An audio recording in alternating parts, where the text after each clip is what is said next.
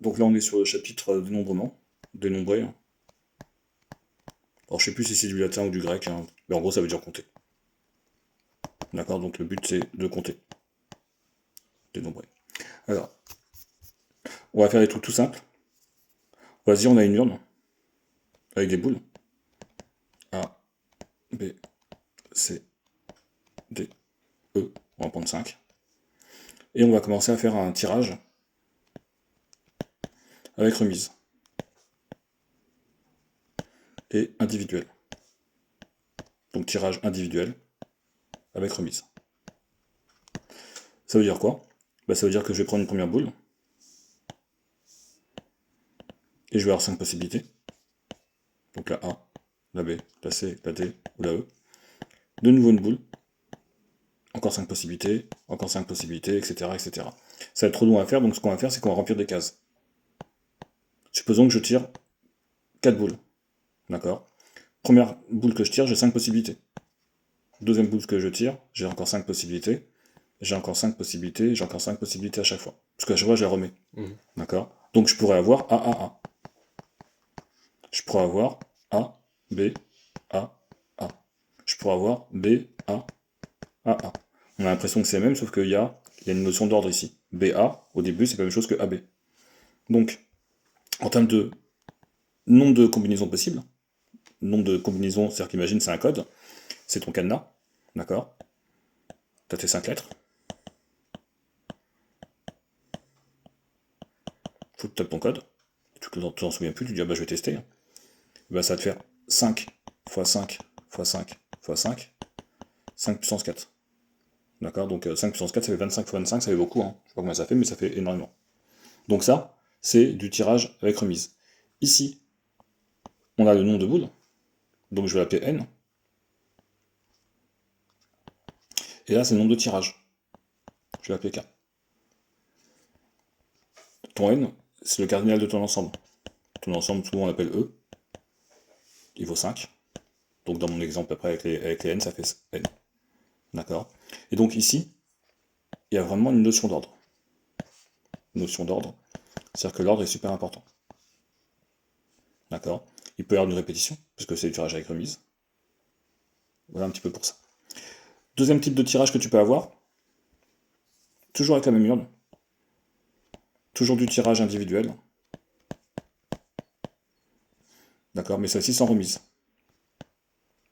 Après, on repassera un petit peu sur ton cours pour regarder le vocabulaire, parce que le vocabulaire est assez technique. Donc, tirage individuel sans remise. Pareil, je refais mon urne, comme ça j'ai en visuel. Alors, je peux, encore une fois, faire un arbre, mais tu vois que très rapidement, avec 5 boules, déjà, j'ai du mal. Donc, je pars du A, du B, du C, du D, du E. Deuxième tirage, bah, vu que j'ai pas fait de remise, si j'ai eu du A ici, je pars que du B, du C, du D et du E. Du C, du A, B, C, D et E. Si je suis ici, par exemple, j'ai tiré du A et du D, et que je continue, je pars que du B, du C ou du E, etc., etc. Ici, etc. Bon, je vais pas le refaire parce que ça ne sert pas à grand chose. Le plus simple, c'est de le faire comme j'ai fait tout à l'heure. On va supposer que je tire toujours 4 boules. Et donc, première combinaison, un premier tirage, j'ai 5 possibilités. De A, du B, du C, du D, du E. J'en ai 4 après, j'en ai 3, j'en ai 2. Et tout ça, ça se multiplie. 5 fois 4 fois 3 fois 2. Hop. Le 1, il sert à rien, je peux le mettre, mais il sert à rien. Et donc, on peut faire le calcul, hein. Et ça s'appelle un arrangement. Donc là, il y a une notion d'ordre, toujours. C'est-à-dire que l'ordre est important. Tirer le A avant le B, c'est pas la même chose que tirer le B et après le A. Et ça s'appelle un arrangement. Ici, on pourrait écrire un arrangement de 4 boules parmi 5. Arrangement de 4 boules parmi 5. Alors, j'ai pas regardé ton cours sur ça. Bon. T'as des profs qui utilisent plus le A pour dire arrangement. Je sais pas si vous l'avez vu, j'ai pas vu quand j'ai tourné les pages. Donc on va l'utiliser pour l'instant, mais tout simplement arrangement de, par exemple, si je prends 4 boules parmi n, c'est 5 factoriel sur 5 moins 4 factoriel. Si je me souviens bien. 5 factoriel sur 1 factoriel. D'accord? Et tout simplement, 5 factoriel sur 1 factoriel, ça fait 5 fois 4 fois 3 fois 2. Bah, 1 factoriel, ça fait 1 par définition, donc et là on retrouve bien ce qu'on avait ici. k parmi n, donc c'est le grand en haut, en factoriel, et n moins k en factoriel. Comment ça, k parmi n? Alors, c'est je tire k boules, Ouais, ici c'était 4 parmi 5. C'est le même exemple que celui-ci, c'est juste que j'ai formalisé avec une formule. ok. D'accord, je peux en tirer 3, je peux en tirer 4. Ici, à la limite, je pourrais même en tirer, Je peux pas en tirer plus que 5 de toute façon. D'accord, je peux en tirer 2 par exemple. 2 parmi 5. 5 factoriel sur 5. J'avais écrit 3 directement, je vais mettre 5 moins 3 5 moins 2 factoriel. 5 fois 4 fois 3 sur 5 moins 2 factoriel. 3 factoriel, ça c'est 8. C'est 5 fois 4. Et pourquoi est-ce qu'il y a 3 factoriels? Alors, les factoriels. Je vais pas prendre 5 parce que c'est trop petit. Hein. Je vais prendre 10 factoriel. 10 fois 9 fois 8 jusqu'à 1. On est d'accord? 0 factoriel par définition, on dit que ça fait 1, comme ça évite d'éliminer. Parce que si après j'écris fois 0, ça fait plus grand chose. Oui. Ok. Mais je peux aussi écrire 10 fois 9 factoriel.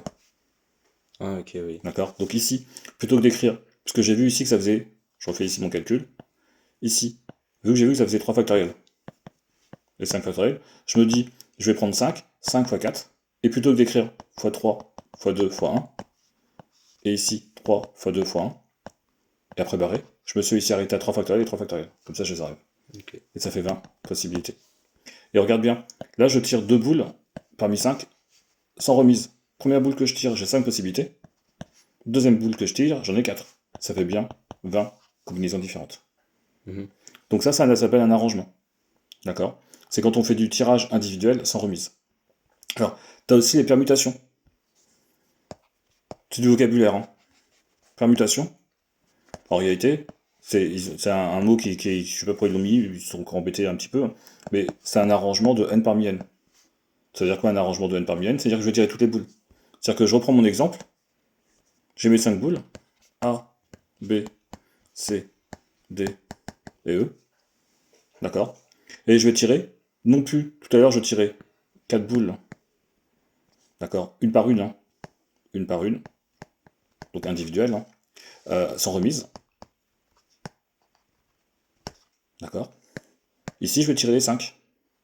Donc, ça ne changera rien au résultat, hein, parce que 4 ou 5 ça ne change rien. Je tire mes 5 boules, après mes 4, après mes 3, après mes 2, et après je tire la dernière, il ne reste plus qu'une seule. Ça fait toujours 5 fois 4 fois 3 fois 2 fois 1. Un arrangement, donc ça s'appelle une permutation, un arrangement de n parmi n, je rapplique ma formule qui est ici. Je remets la formule de tout à l'heure. Hein. Là je tire k boules parmi n. On avait dit que c'était le grand en haut, et la différence des deux en bas, toujours en factoriel.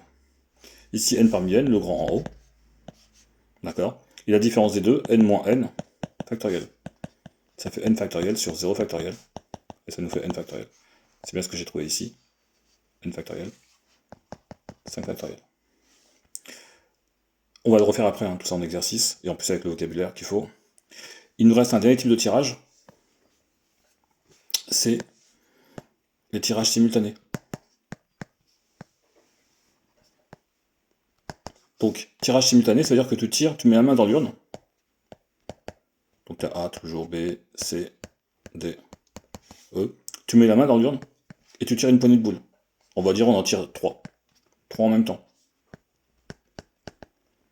Donc tu as ta main. Je sais pas faire des mains, mais tu as ta main. Et tu as tes 3 boules.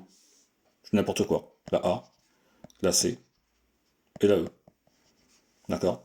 Mais t'as pas de notion d'ordre. Tu peux pas dire j'ai tiré d'abord la A, la C, la E. Donc ça veut dire que toi, tu me dis ben j'ai eu la A, la C, la E. Moi je te dirais bah oui t'as eu la A, la E et la C.